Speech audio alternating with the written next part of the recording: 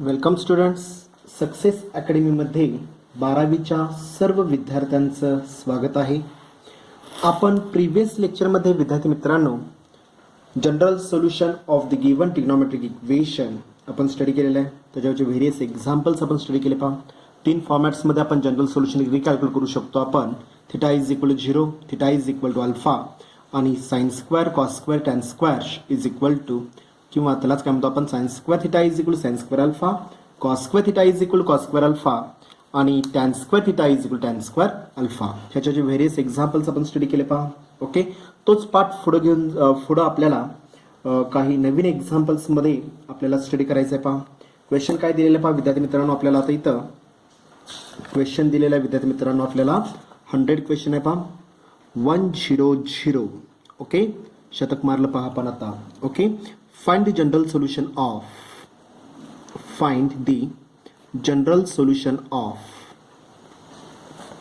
general solution of okay, find the general solution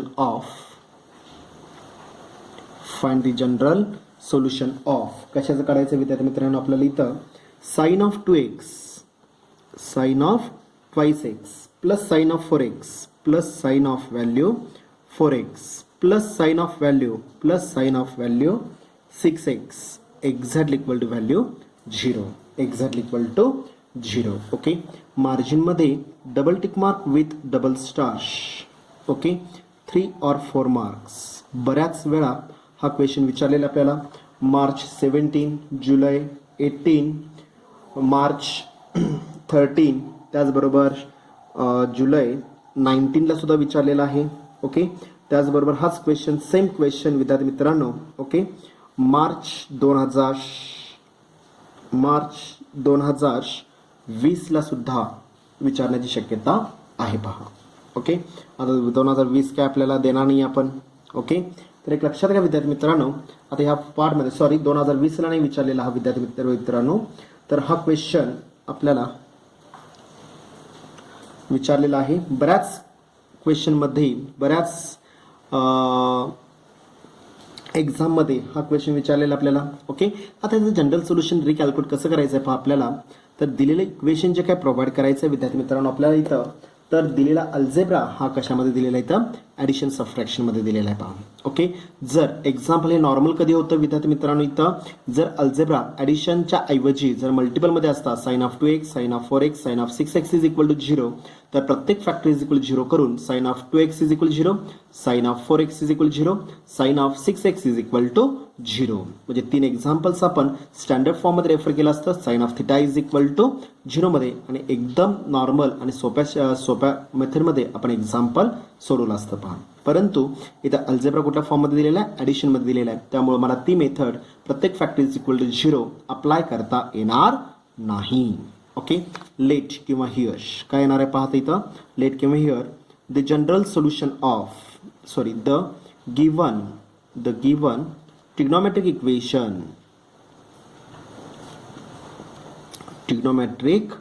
equation okay is काय दिलं पहा trigonometric equation आपल्याला therefore sine of 2x okay plus sine of value 4x plus sine of value sine of 6x exactly equal to 0 दिलेला आहे. बरोबर आहे का पहा. ओके. म्हणजेच आता आपल्याला जे काही एक्झाम्पल ॲडिशनमध्ये दिलेलं आहे त्याचं रूपांतर विद्यार्थी मित्रांनो आपल्याला कशामध्ये करायचं आपल्याला मल्टिपल फॉर्ममध्ये रेफर करायचं आहे. पहा ओके. आता इथं अँगल जर मी पाहिले तर काय दिसतात पहा आपल्याला 2x आहे 4x आहे 6x आहे. अल्जेब्रा ॲडिशनमध्ये टर्म्स मी इंटरचेंज करून काय करू शकतो आपण असा कोणता ग्रुप क्रिएट केल्यानंतर त्यातनं एक कॉमन अँगल मिळेल. पहा 2 + 4 आन्सर 8/2 व्हॅल्यू किती आपल्याला इथं 4 येणार आहे का पुढं 4 नाही आहे.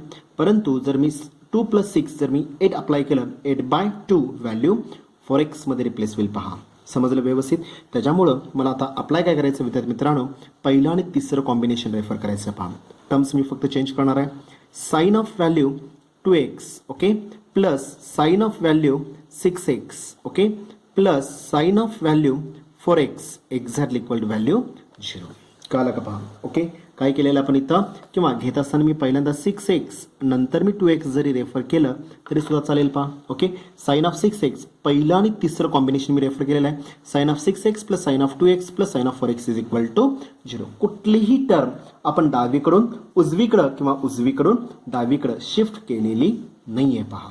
ओके, अप्लाय करा आता इथं काय ना पहा, ह्या पहिल्या दोघांचा मी ग्रुप अप्लाय करणार आहे. Okay, sine of 6x plus sine of 2xचा मला ग्रुप अप्लाय करायचा आहे. म्हणजेच काय ना पहा, एक्झाम्पल देअरफॉर ग्रुप अप्लाय केला आपण, sine of 6x addition with sine of value 5x okay plus sine of value 4x exactly equal to 0.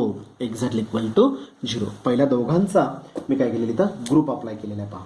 Okay, काय दिसतं आपल्याला, साइन सी प्लस साइन डीचा रिझल्ट. काय लिहितो आपण, साइन सी प्लस साइन डीचा रिझल्ट आठवतं का पहा. Sine of C plus sine of D, D factorisation formulae apply करायचे आहेत आपल्याला. Sine C plus sine D is equal to result काय सांगतो आपल्याला इथं, 2 टाइम्स व्हॅल्यू साइन ऑफ पहिला bracket addition by 2 C by C plus D by 2 multiple with sine cos of value C minus D divided by 2 मध्ये आपल्याला पहा. Okay, two sine plus sine factorisation फॉर्म्युलेजमध्ये काय आपल्याला इथं, टू साइन कॉस कॉम्बिनेशन पहिला bracket addition by 2 दुसरा bracket काय आपल्याला इथं विद्यार्थी मित्रांनो सबट्रॅक्शन बाय 2 मध्ये आपल्याला पहा. ओके, एक्झाम्पलमध्ये सी ची व्हॅल्यू किती आलेली आहे, 6x आहे आणि डी ची व्हॅल्यू किती आलेली आहे पहा, D is equal to twice X मध्ये रिफिल पहा, ट्वाइस एक्स मध्ये आपल्याला पहा. या रिझल्टमध्ये मला फक्त आता काय करायचे तिथं, सी आणि डीच्या व्हॅल्यूज रिसब्स्टिट्यूट करायचे पहा. देअरफॉर काय ना पहा व्हॅल्यू इथं, साइन सी प्लस साइन डीचा रिझल्ट, सी ची व्हॅल्यू 6x आहे, डी ची व्हॅल्यू 2x आहे पहा. Okay, 2 times value sine of C plus D, C ची व्हॅल्यू किती इथं 6x प्लस व्हॅल्यू किती असणार इथं, डी ची value 2x divided by denominator 2 पहिला ब्रॅकेट ॲडिशन बाय 2 अप्लाय होईल.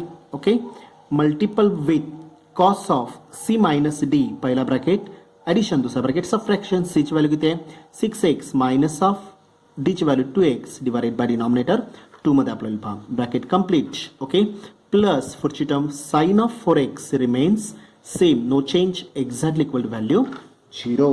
Exactly equal value 0. जो रिझल्ट मी वापरलेला आहे विद्यार्थी मित्रांनो, ओके, कुठला रिझल्ट मी फॉलो केलेला आहे सांगा पहा इथं, फॅक्टरायझेशन फॉर्म्युलीज, मार्जिनमध्ये मी double tick mark with star केलं पहा. ओके, फॅक्टरेशन फॉर्म्युलीज अप्लाय करून जो अल्जेब्रा आपल्या 2 पार्टमध्ये ॲडिशनमध्ये होता तुम्ही कन्वर्ट कशामध्ये केलेला आहे, मल्टिपल फॉर्ममध्ये रेफर केलेला आहे. कशामध्ये रेफर केलेला आहे आपण, मल्टिपलमध्ये मी रेफर केला पहा.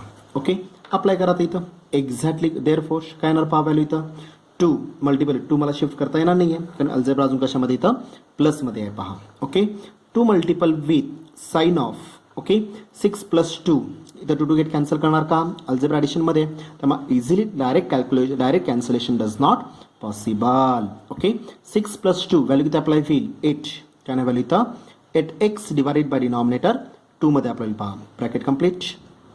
Multiple with cos of 6 minus 2 value किती असणार इथं 4x डिवायडेड बाय डिनॉमिनेटर 2 मध्ये आपल्याला पहा. Okay, addition with sine of value 4x exactly equal to 0.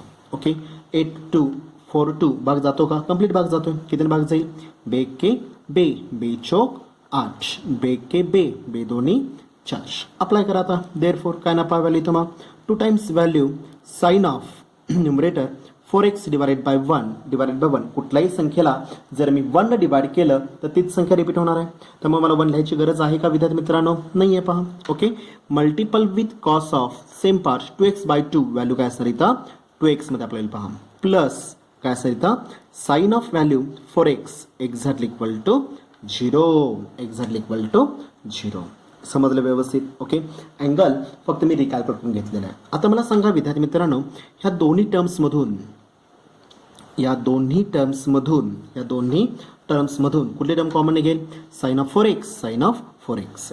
Okay, sine of 4x common निघेल. Therefore sine of 4x okay multiple with inside the bracket पहिल्या पार्टमध्ये शिल्लक करायला 2 sine of 4x multiple cos of 2x मधून मी sign of 2x common काढलेला आहे. शिल्लक करायला मग 2 मल्टिपल विथ काय शिल्लक राहिलेला आहे cos of 2x. Okay, plus पहिल्या पार्टमध्ये हे 2 पार्ट शिल्लक राहिले 2 कॉस ऑफ 2x शिल्लक राहिला पहा. ओके, प्लस ही टोटल टर्म बाहेर घेतलेली आपण तर रिमेनिंग शिल्लक काय राहणार इथं 1 अप्लाय होईल पहा, एक्झॅक्टली इक्वल टू 0. काय केलं आपण या स्टेपला सांगा पाहू विद्यार्थी मित्रांनो. बरोबर आहे. काय केलं आपण, जो अल्जेब्रा ॲडिशनमध्ये होता तो मी परत कशामध्ये अप्लाय केला, इथं मल्टिपलमध्ये अप्लाय केला पहा.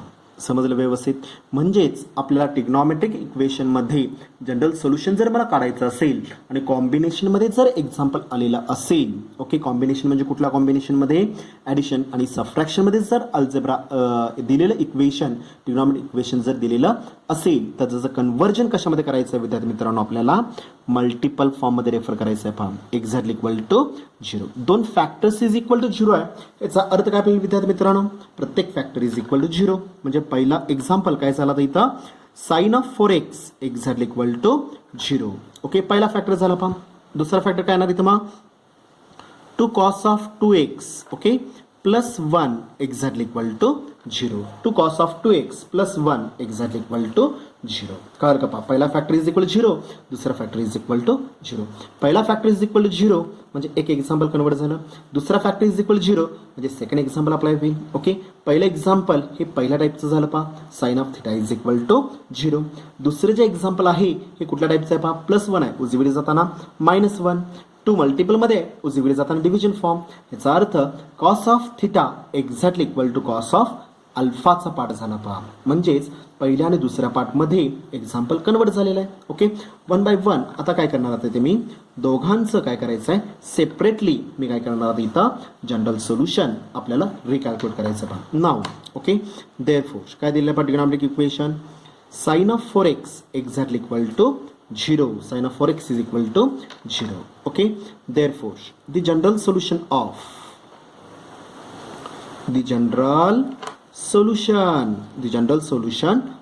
कशाचं घ्यायचं आहे विद्यार्थी मित्रांनो इथं sine of theta is equal to 0.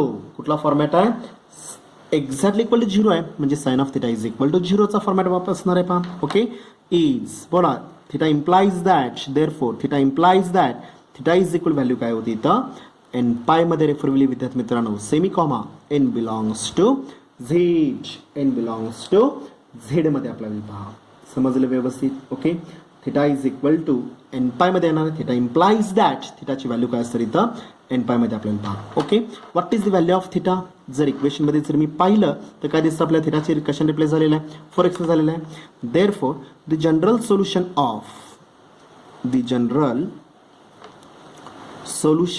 Of कशाचं घ्यायचं विद्यार्थी मित्रांनो इथं sine of 4x exactly equal to 0 is theta is replaced by कशामध्ये रिप्लेस झालेलं आहे इथं 4x मध्ये झालेलं पहा. 4x is equal to value N pi मध्ये अप्लाय होईल, semi comma N belongs to Z मध्ये येणार आहे पहा. ओके, आपल्याला अँगलची व्हॅल्यू काढायची आहे, आपल्याला एक्सची व्हॅल्यू काढायची आहे पहा. याचा 4 मल्टिपलमध्ये राईट साईडला जाताना डिव्हिजन फॉर्ममध्ये येणार. Therefore X exactly equal to value काय असणार इथं मग एन पाय डिवायडेड बाय डिनॉमिनेटर 4 मध्ये अप्लाय पहा. ओके, हे झालं तुमचं first general solution of the given trigonometric equation N belongs to Z मध्ये अप्लाय पहा. ओके, सेम आता जसं मी पहिलं सोल्युशन काढलेलं आहे विद्यार्थी मित्रांनो, सेम मला दुसऱ्या सोल्युशनचं पण कॅल्क्युलेट करावं लागेल पहा. Okay, therefore okay the given apply करा, the given trigonometric equation, the given trigonometric equation is बोला ट्रिग्नॉमेट्रिक इक्वेशन काय दिलेलं आपल्याला 2 times value second factor 2 cos of 2x plus 1 2 times cos ऑफ व्हॅल्यू twice x okay plus 1 exactly equal to 0. Standard form मध्ये आहे का, नाही आहे, कन्वर्ट करून घेणार मी. प्लस 1 आहे, उजवीकडे जाताना काय अप्लाय होईल -1 2 times cos ऑफ व्हॅल्यू twice x exactly equal two plus 1 आहे, राईट साईडला येताना -1 मध्ये रेफर होणार आहे. प्लस 1 आहे तुम्हाला शिफ्ट करायचा आहे राईट साईडला, प्लस 1चा काय झालेलं आहे राईट साईडला जाताना -1 मध्ये रेफर होईल पहा. समजलं व्यवस्थित. ओके, देअरफोर आता मला सांगा 2 कसा आहे मल्टिपल फॉर्म मध्ये, राईट साईडला जाताना काय अप्लाय होईल डिव्हिजन फॉर्म. हा जर 2 मल्टिपल मध्ये जो आहे तो राईट साईडला जाताना काय असतं डिव्हिजन फॉर्म मध्ये येणार आहे. Therefore cos of twice X exactly equal to -1 जो मल्टिपल मधला 2 होता तो राईट साईडला जाताना काय झालेला आहे 2 डिव्हिजन फॉर्म मध्ये आपल्याला पहा. म्हणजे बेसिक एक्झाम्पल काय झालं इथं cos of 2x is equal to -1/2, cos of 2x is equal to -1/2 काय आलेलं आहे पहा आपल्याला तिथं.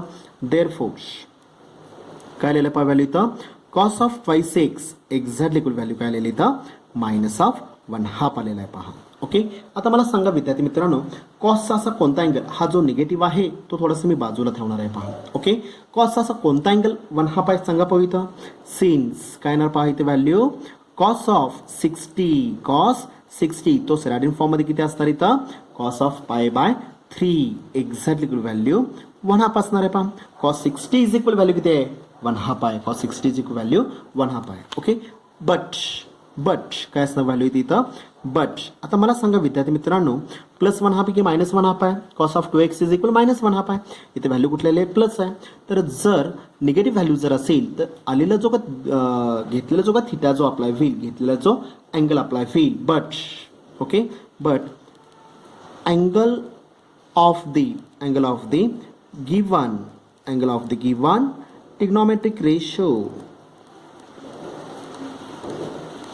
trigonometric ratio okay is lies on the. आता मला सांगा विद्यार्थी मित्रांनो, ओके अँगल तर निगेटिव्ह आहे बरोबर आहे का पहा. आन्सर काय आलं निगेटिव्ह आहे. कुठल्या क्वाड्रंटमध्ये कॉस निगेटिव्ह असणार आहे दुसऱ्या आणि तिसऱ्या क्वाड्रंटमध्ये कॉस निगेटिव्ह आहे पहा. Okay, trigonometric ratio lies on दी काय आपल्याला इथं सेकंड क्वाड्रंट कळलं का पहा. ओके, त्यामुळं आता जो +1/2 आलेला आहे त्याचं रूपांतर मला -1/2 मध्ये करून घ्यावं लागेल. ओके, गिवन अँगल कुठला आहे π/3. Okay, angle of the given trigonometric ratio lies on the second quadrant. Okay, therefore आता सेकंड क्वाड्रंटमध्ये जर असेल तर मला सांगा विद्यार्थी मित्रांनो, सेकंड क्वाड्रंटमध्ये जर अँगल आलेला असेल तर तो π+ मध्ये असणार की π- मध्ये असणार आहे सांगा पाहू. ओके, इथं काय असणार आहे π/2 येणार आहे बरोबर आहे का पहा. इथं काय असणार आहे इथं पाय मध्ये अप्लाय होईल. ओके, आणि इथं 0 किंवा 2π मध्ये अप्लाय होणार आहे पहा. ओके, हा एक्स ॲक्सिस आहे आणि हा वाय ॲक्सिस अप्लाय होईल पहा. इथं ओरिजिन येणार आहे बरोबर आहे का पहा. Okay, the given angle lies on दी काय सर इथं सेकंड क्वाड्रंट आहे. आता सेकंड क्वाड्रंटमध्ये कॉस निगेटिव्ह आहे. आता सेकंड क्वाड्रंटमध्ये जर अँगल मला घ्यायचा असेल तर मला π+ घ्यायचा की π- घेणार. π+ घेतलात की थर्ड क्वाड्रंट येणार आहे, π- घेतलात की सेकंड क्वाड्रंट अप्लाय होईल. म्हणजेच काय आपल्याला विद्यार्थी मित्रांनो इथं cos of inside the bracket okay π- of given angle कुठला आहे π/3 आपल्याला पहा. गिवन अँगल कुठला इथं π/3. Okay, exactly equal to okay. आपण 11th स्टँडर्डला 2 रिलेशन स्टडी केलेले आहेत पहा आपण. कुठले 2 रिलेशन स्टडी केलेले आहेत आपण कॉस ऑफ किंवा कुठलाही ट्रिग्नोमेट्रिक रेशो असेल 3 रिलेशन्स आपण स्टडी केलेले आहेत. मायनस अँगल म्हणजे minus given angle negative angle. Okay, त्याचबरोबर सेकंड रिलेशन अप्लाय केलेलं आहे आपण 90 + or -. ओके, आणि थर्ड रिलेशन अप्लाय केलेलं आहे आपण विद्यार्थी मित्रांनो 180 + or -. ओके, एक तर मी तुम्हाला सांगितलेलं होतं आता 180 + or -चं जर रिलेशन जर मी टॅली केलं तर एक तर मला +6 आणि -6 12 रिझल्ट पाठ करावे लागतील. नाही 12 रिझल्ट तुम्हाला बाय हार्ट काय करावं लागेल पाठ करावे लागतील. ओके, जर पाठांतर करायचं नसेल तर मी तुम्हाला त्याच वेळेस सांगितलं होतं किंवा बुकलेटमध्ये सुद्धा मी त्या स्टेप्स फॉलो केलेले आहेत पहा. ओके, जर मला अचूक किंवा करेक्ट किंवा परफेक्ट कॅल्क्युलेशन्स किंवा परफेक्ट आन्सर जर सांगायचं असेल तर मी 3 स्टेप्सचा वापर करणार आहे. कुठल्या 3 स्टेप्स असणार आहेत. Okay, cos of okay 180 + or -θ जर असेल तर पहिली स्टेप काय असणार विद्यार्थी मित्रांनो, जो रेशो असेल तो रिमेन्स सेम. कॉसच राहणार पहा. Ratio remains same. पहिली स्टेप काय केली आपण ratio remains same. Ratio does not change. Ratio remains same आपल्याला पहा. ओके, सेकंड स्टेप काय असणार आहे. Okay, angle remains same. Okay, π+ किंवा π- जो का पुढचा अँगल असेल π+ किंवा π- जो पुढचा अँगल असेल तो remains same. Angle remains same. Theta हा थिटाच राहिला पहा. ओके, आता तिसरी स्टेप, पहिल्या 2 स्टेप कंप्लीट केल्या. पहिली स्टेप काय घेतली आपण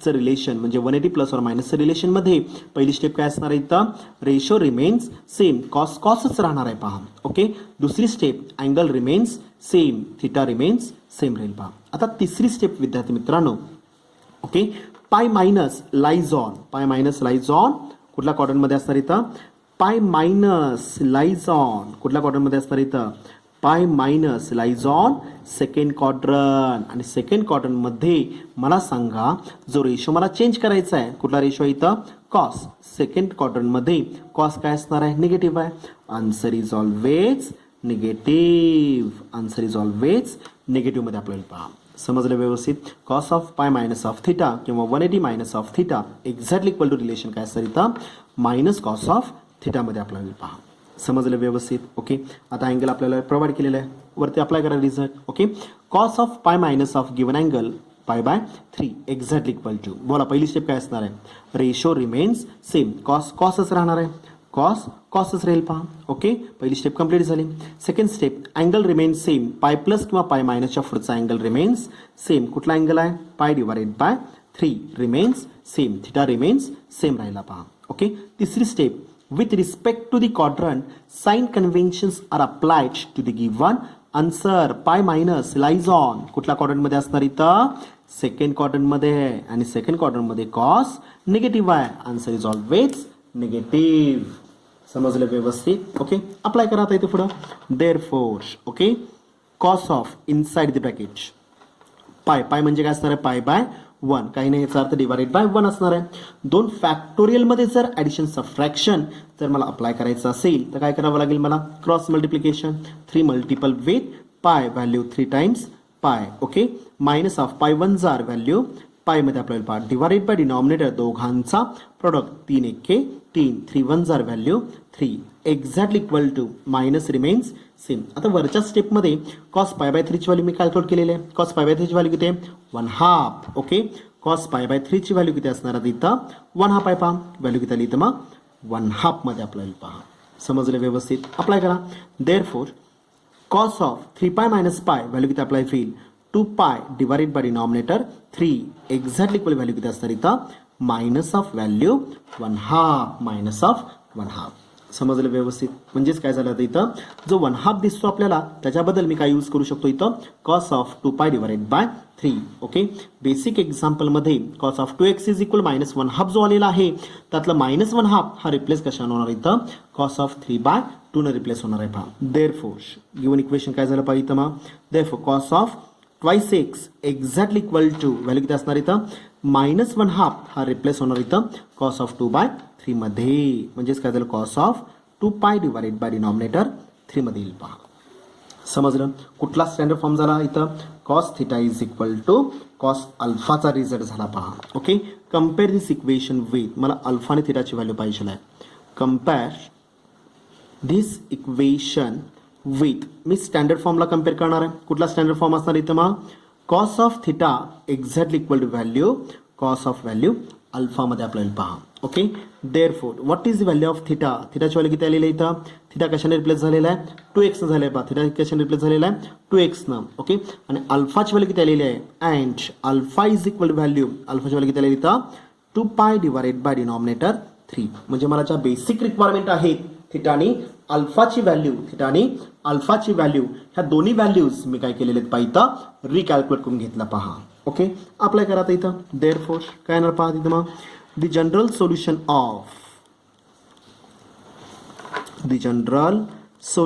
of कशाचं घ्यायचं आपल्याला cos theta is equal to cos of alpha is cos of theta is cos of alpha is okay therefore theta implies that theta ची व्हॅल्यू किती असणार आहे cos theta is cos of alpha चा जर result दिलेला असेल त्याचं general solution काय असणार आहे पहा इथं twice n pi okay plus or minus value alpha मध्ये आपल्याला पहा twice N pi plus or minus value alpha मध्ये रेफर होईल पहा okay semi comma N belongs to Z आपल्याला पहा semi comma N belongs to Z okay therefore आता theta मिळते मला अल्फा मिळते त्या फक्त रिझल्ट मध्ये व्हॅल्यूज टाकायचे therefore the required general solution the required